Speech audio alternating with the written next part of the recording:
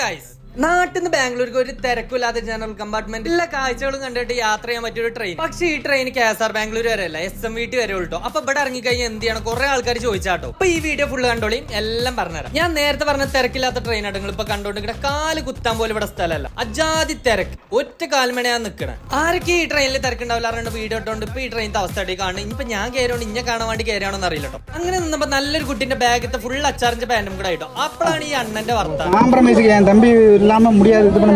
തമിഴ്നാട്ടിൽ വലിയത് ടോണാണെന്ന് കേട്ടോ. പിന്നെ ഈ അച്ചാറൊക്കെ കുട്ടി നമുക്ക് ഇതൊക്കെ വൈച്ച് പട്ട എന്ന ടൈമിൽ നമുക്ക് തിന്നാനൊക്കെ തന്നിട്ടോ. അത് കഴിഞ്ഞപ്പോഴാണ് ഈ അമ്മച്ചിന്റെ അടുത്ത് നിൽക്കണേ ഈ മോരുമളം 10 രൂപ ആണെങ്കിലും വാങ്ങി കുടിച്ചത് ഓർമ്മ ഉണ്ട്.